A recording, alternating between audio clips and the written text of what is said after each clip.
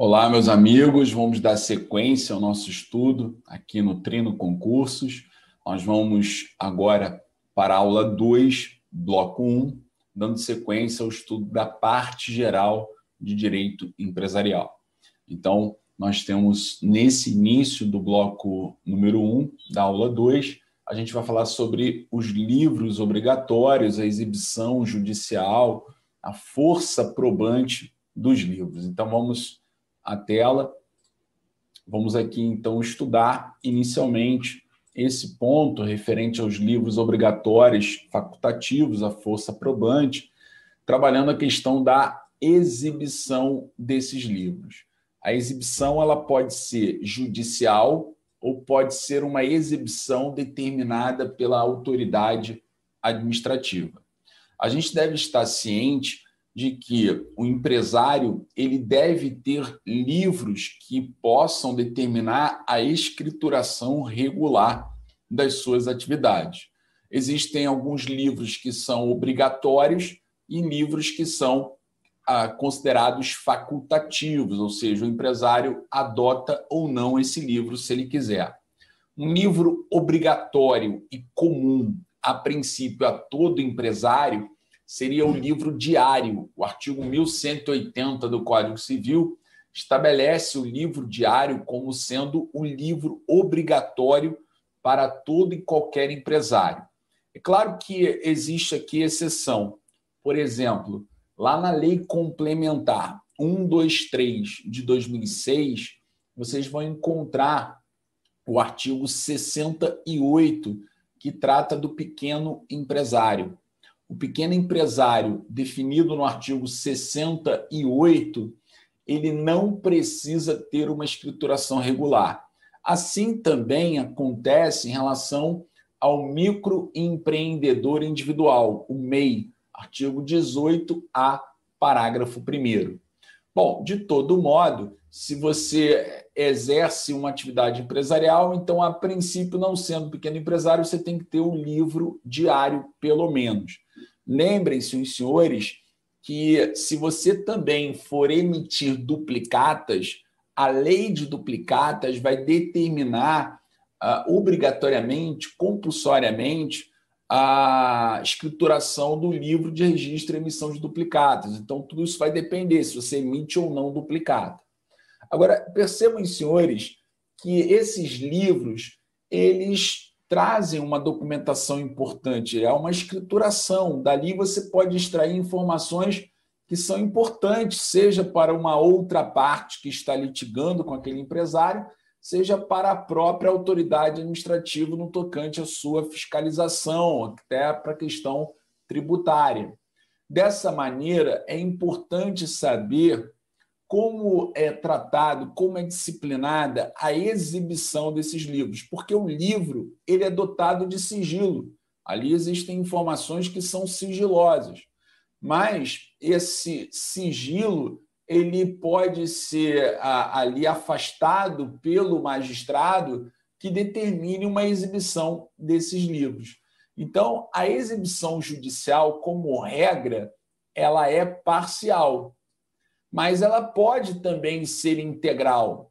Normalmente, o juiz determina a apresentação da parte do livro que interessa para a solução do litígio. Por isso que, a regra geral, a exibição é parcial. A gente encontra esse cenário no artigo 421 do Código de Processo Civil, no artigo 1191, parágrafo 1º do Código Civil. Então, nesses dois dispositivos, a gente percebe que a exibição, como regra geral, ela é parcial. Mas também pode acontecer uma exibição integral de todos os livros. Numa falência, por exemplo, todos os livros são exibidos judicialmente. Então, nós temos a exibição integral como excepcional e ela está prevista, por exemplo, no artigo 420 do Código de Processo Civil e no artigo 1191 do Código Civil. Bom, e a exibição administrativa? A exibição administrativa, a gente tem que compreender essa análise à luz da súmula 439 do STF. Estão sujeitos à fiscalização tributária ou previdenciária quaisquer livros comerciais, Só que a súmula, ela continua a sua redação e diz o seguinte: limitado o exame aos pontos objeto da investigação. Então, a gente tem que ter ciência de que a autoridade administrativa realmente pode determinar a exibição integral dos livros do empresário, mas naquilo que tiver correlação, correspondência à investigação que está sendo realizada. Então, a gente tem que ter essa perspectiva. Inclusive, essa hipótese ela é reforçada no artigo 6º da Lei Complementar 105 de 2001 em relação à análise dos livros das instituições financeiras. Então, o sigilo também existe aqui, só que a autoridade administrativa está investigando para questões tributárias ou previdenciárias e, claro, ele tem o direito de examinar todos os livros que sejam pertinentes a esse objeto da investigação, né? Então, a gente tem que tomar cuidado, porque os tributos são municipais, são federais, são estaduais. Então, a gente tem que ver que tipo de autoridade está, portanto, examinando esses livros. Sobre essa questão da exibição do livro parcial, como eu disse para vocês, é a regra, nós aqui colocamos para vocês os dispositivos pertinentes. O 421 do Código de Processo Civil, que diz que o juiz pode, de ofício, ordenar à parte a exibição parcial dos livros e dos documentos, extraindo-se deles a suma que interessar ao litígio, bem como reproduções autenticadas. O 1191, parágrafo 1º do Código Civil, também diz que o juiz ou tribunal que conhecer de medida cautelar ou de ação pode, a requerimento ou de ofício, ordenar que os livros de qualquer das partes ou de ambas sejam examinados na presença do empresário ou da sociedade empresária a que pertencerem ou de pessoas por estes nomeadas, para dele se extrair o que interessar à questão. A exibição integral, como nós dissemos, ela é excepcional. O artigo 420 do CPC diz que o juiz pode ordenar a requerimento da parte, então não pode ser de ofício, pelo menos aqui não está essa ressalva, a exibição integral dos livros empresariais e dos documentos do arquivo. E aqui informa as hipóteses na liquidação da sociedade, na sucessão por morte e quando determinado por lei. O 1191 do Código Civil, por sua vez, diz que o juiz poderá autorizar a exibição integral dos livros e papéis de escrituração quando necessária para resolver questões relativas à sucessão, comunhão ou sociedade, administração ou gestão à conta de outrem ou em caso de falência. Só que aqui, meus amigos, pelo menos no caso de falência, a determinação da exibição ela é de ofício, né? O juiz pode de ofício determinar essa exibição, né? Essa exibição, os livros são entregues, no caso de falência, são entregues ao administrador judicial. Então, seria, portanto, um efeito natural da decretação da falência, o falido ter a obrigação de entregar os livros para o administrador judicial. Bom, um tema que certamente interessa a todos vocês diz respeito à questão da prova, né, da força probante dos livros.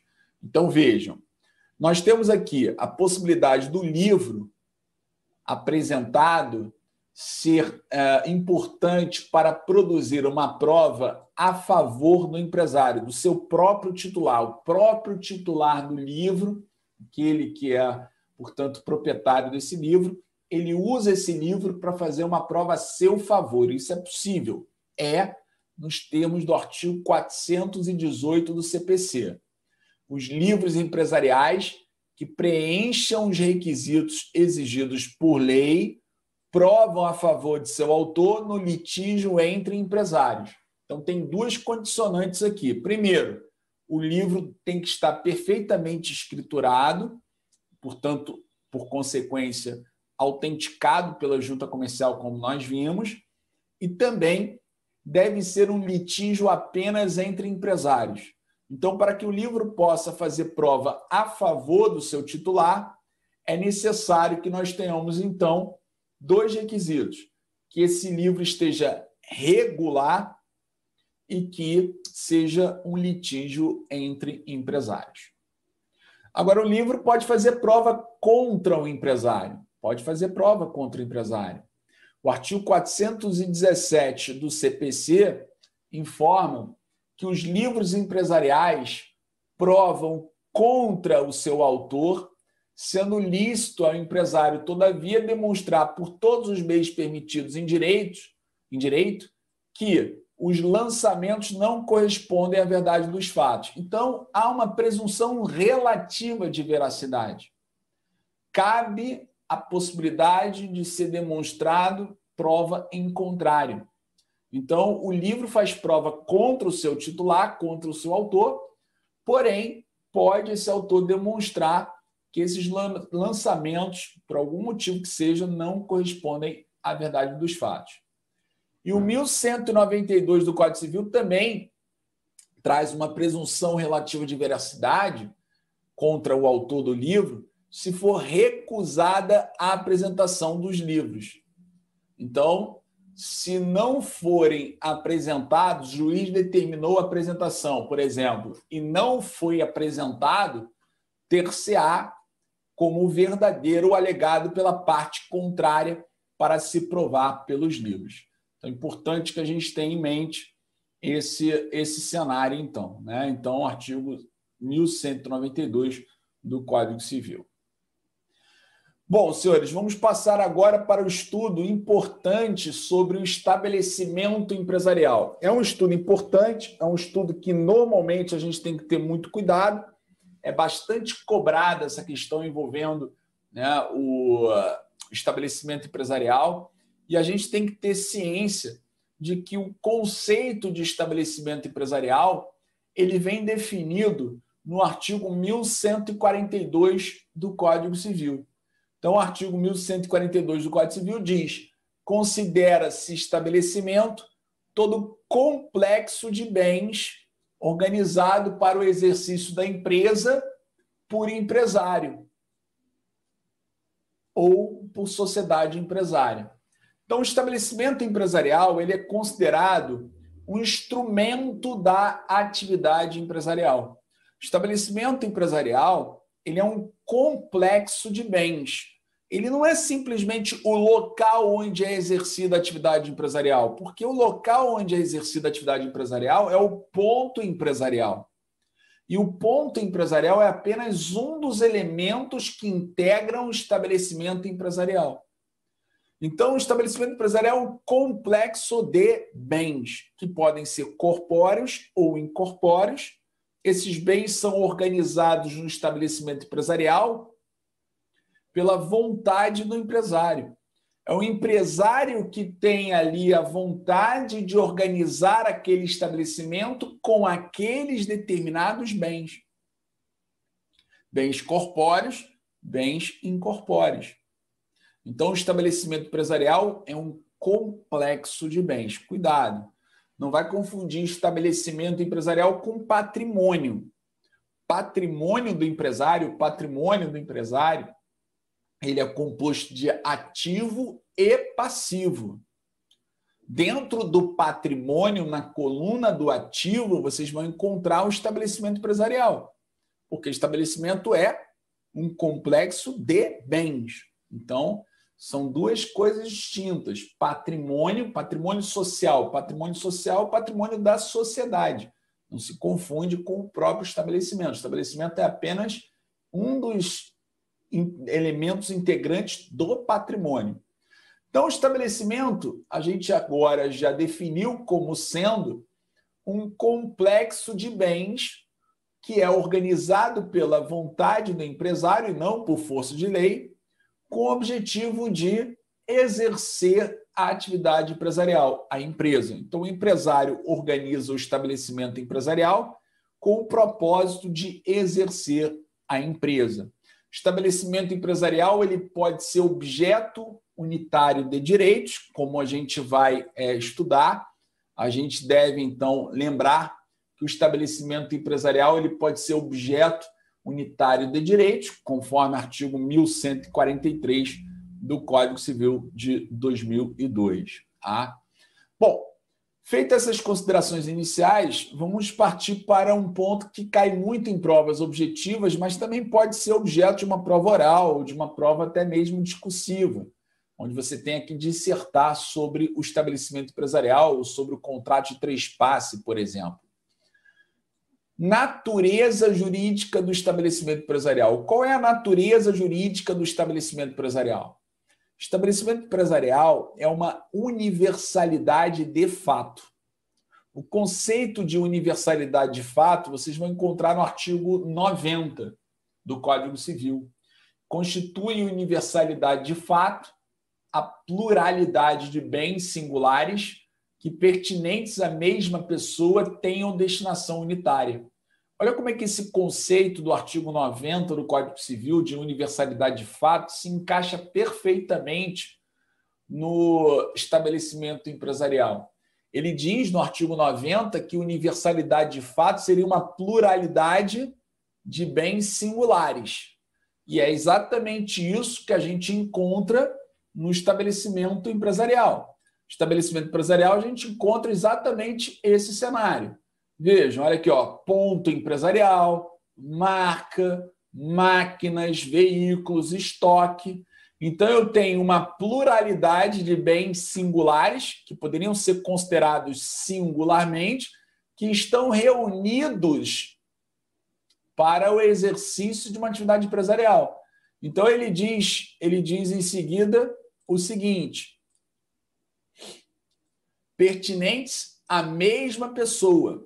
Quem é essa mesma pessoa? É o empresário, a sociedade empresária. Então, a pluralidade de bens singulares pertinentes à mesma pessoa e que tenham destinação unitária.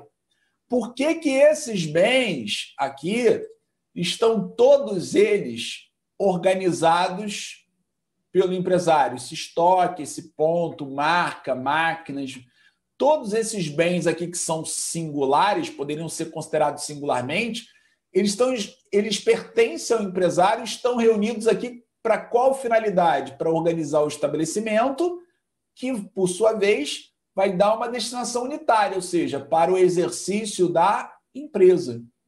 Então, são bens singulares que pertencem à mesma pessoa que é o empresário, e esse empresário dá a esses bens singulares uma destinação única, unitária.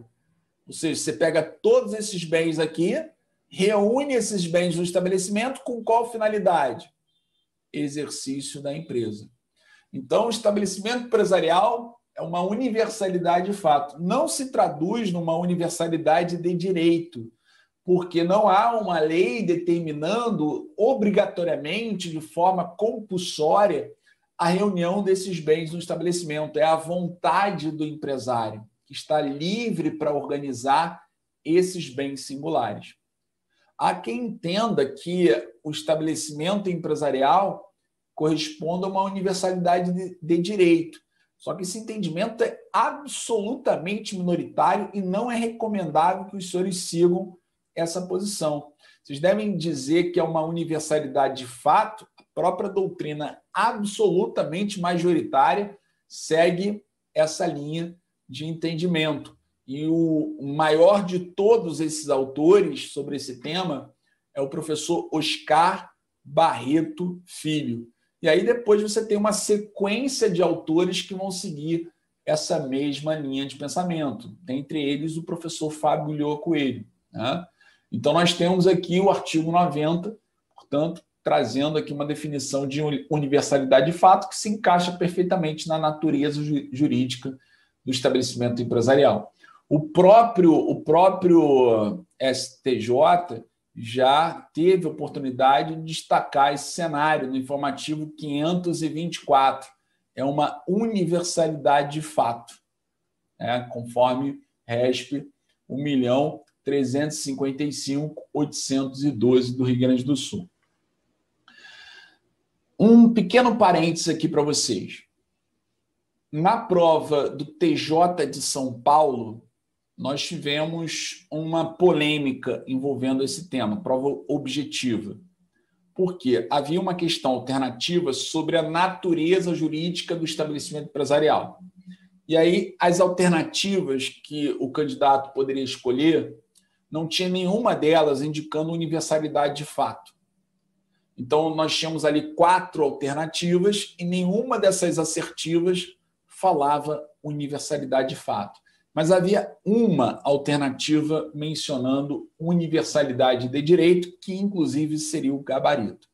Então, a partir dessa experiência com o Tribunal de Justiça de São Paulo, prova organizada pela VUNESP, me parece que vocês devem ter cuidado, devem ser orientados no sentido de terem muito cuidado com isso. Por quê?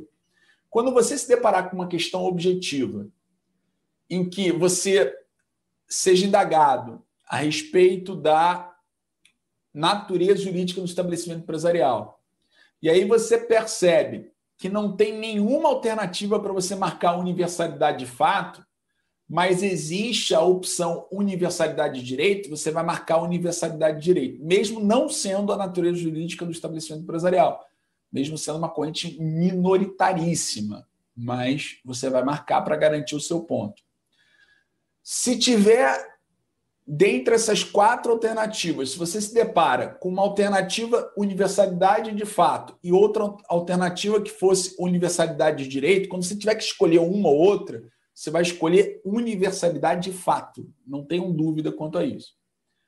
Tá? Então, cuidado com essa perspectiva. Agora, é interessante que o próprio Tribunal de Justiça de São Paulo, no concurso seguinte a esse que gerou toda essa polêmica, né, perguntou sobre a natureza jurídica da filial, da agência, da sucursal, da filial. Isso é considerado estabelecimento secundário. Então, tem a mesma natureza do estabelecimento. E ali tinha uma alternativa para você marcar universalidade de fato. E você deveria marcar universalidade de fato. Então, vamos combinar aqui que a natureza jurídica do estabelecimento empresarial ou dos seus estabelecimentos secundários, que são as filiais, agências, sucursais, você vai marcar sempre como preferência universalidade de fato. Agora, vejam que a gente tem o chamado estabelecimento virtual também. O estabelecimento virtual é uma realidade, né, do desenvolvimento tecnológico, né, e da aceleração do mercado de consumo eletrônico. Então, a gente frequenta estabelecimentos virtuais no momento que você coloca o endereço lá na internet que você quer frequentar. Então, você vai lá no site da editora Juspódio, daí você escolhe o livro que você quer comprar. Se você tiver alguma dúvida, você abre um chat online com, entre aspas, um robô, um vendedor, né, um robô, e aí você tem informações sobre o livro. E aí você coloca esse livro no carrinho, porque você está decidido a comprar esse livro, as informações foram suficientes, você vai ter o caixa para fazer o pagamento, passa o seu cartão, e aí então você tem o seu livro disponível. Então, o estabelecimento virtual, dentro dessa perspectiva, não é muito diferente do estabelecimento físico, né, de lojas físicas que nós frequentamos em shopping centers, por exemplo. O fato é que o estabelecimento virtual é uma realidade que a gente não pode desconsiderar. Mas existe divergência quanto a isso. Agora, sinceramente, existem muitos negócios que são integralmente virtuais. Por exemplo, a Netflix, o Airbnb, o Uber, são negócios que surgem com o desenvolvimento da tecnologia e a gente até acaba aí percebendo como é que são negócios, atividades disruptivas. Porque como você poderia imaginar que a Uber seria a maior empresa de transporte urbano sem ter um veículo no seu ativo, né? Airbnb, como é que pode superar, por exemplo, toda a estrutura pesada de um hotel? Imagine, né? Você tem que construir um hotel, você tem que comprar todos os bens que integram um hotel, né? Os quartos, imagine quantas camas, quantas televisões, né? Utensílios que você tem que comprar para você ter um quarto que possa ser alugado no hotel. Imagina gerenciar tudo isso, né? reservas, clientes, os problemas que surgem, limpeza, tudo isso agendado, tudo perfeitamente organizado para que ele funcione e atenda o mercado consumidor. Então, imagine toda essa estrutura pesada, aí vem o Airbnb e simplesmente sem nenhuma propriedade, que a propriedade seria toda de terceiros, você consegue fazer o mesmo que um hotel oferece, ou seja, você reserva um quarto, reserva uma casa, enfim, um loft, o que é que seja, através do Airbnb. Quer dizer, uma ideia disruptiva que é toda realizada através de aplicativo ou do site na internet. A Netflix é a mesma coisa, né?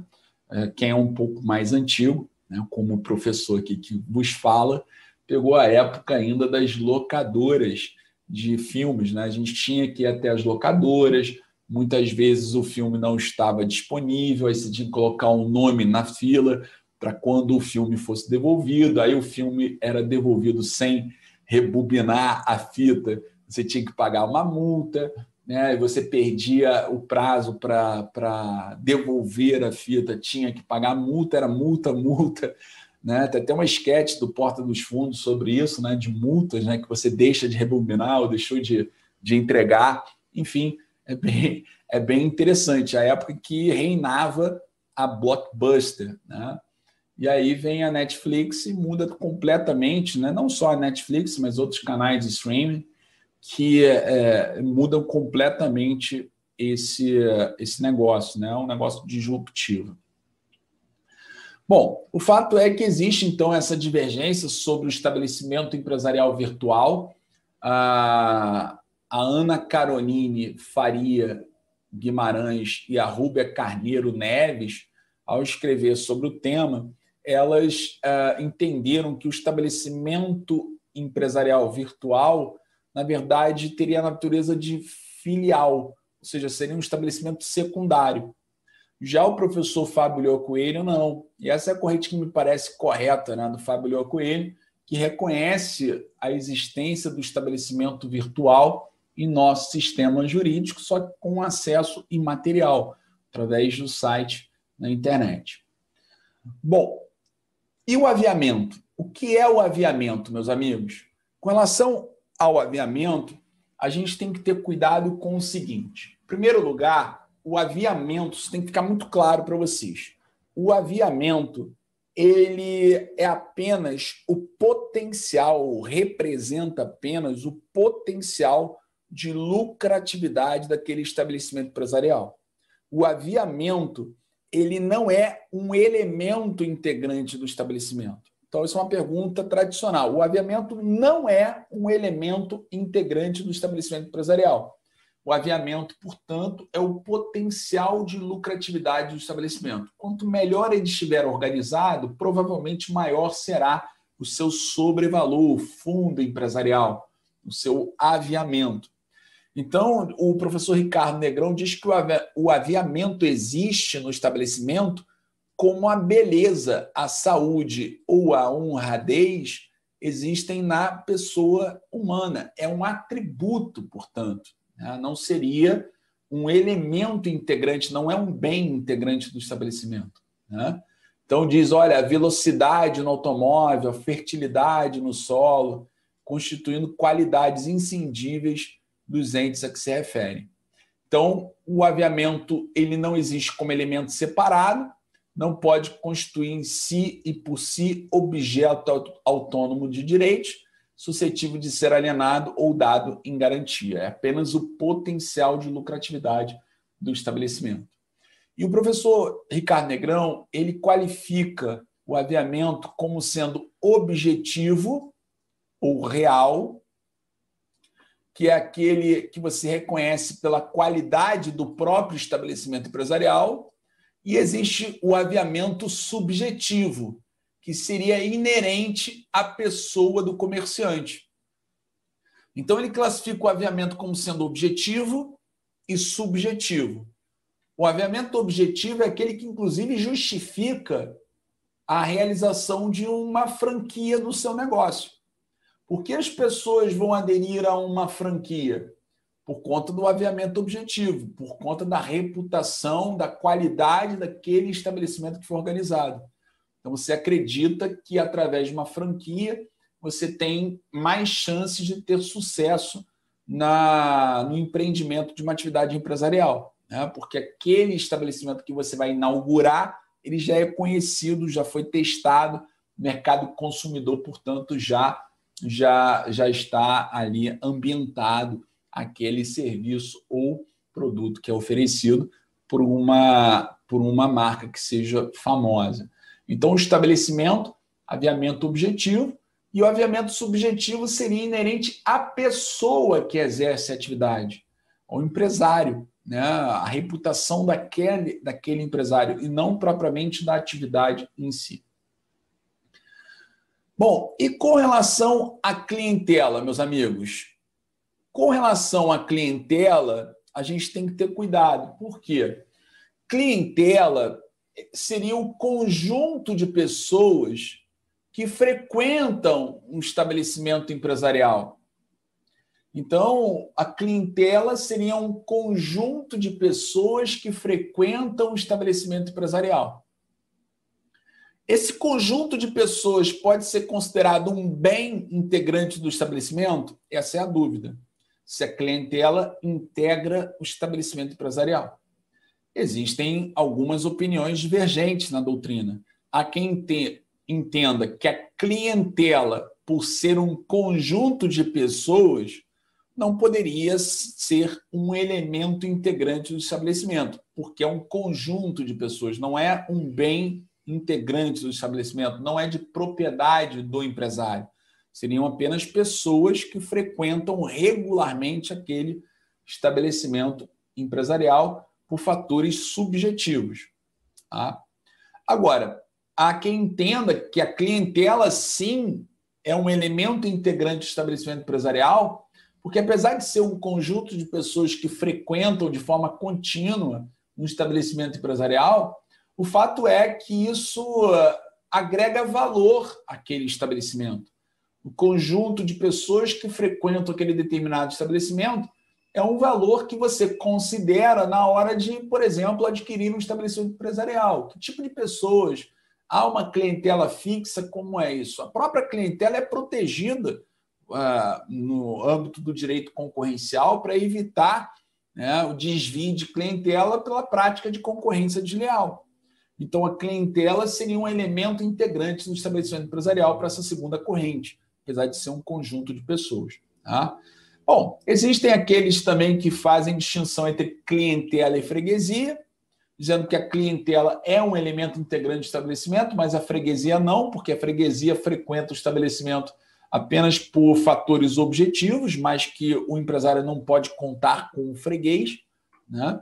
Então, temos também esse tipo de opinião. Enfim, com relação à clientela, ponto controvertido, vocês têm pelo menos duas correntes, uma entendendo que a clientela é apenas um conjunto de pessoas, então não pode ser um elemento integrante do estabelecimento, a outra corrente dizendo que, apesar de ser um conjunto de pessoas, isso agrega valor ao estabelecimento empresarial, o próprio aviamento, então é inclusive considerado no momento do trespasse do estabelecimento, deve ser então um elemento integrante do estabelecimento empresarial, agregando valor a ele. Senhores, fechamos então aqui na aula 2, no bloco 1, fechamos a primeira parte de estabelecimento empresarial. Na aula 2, bloco 2, que vai ser na sequência, a gente vai estudar ainda o estabelecimento empresarial, a gente vai falar sobre o contrato de trespasse e outras questões inerentes ao estabelecimento empresarial, e depois a gente fecha com a lei do inquilinato. A gente vai falar sobre a locação propriamente na ação renovatória e a questão específica do contrato de shopping center.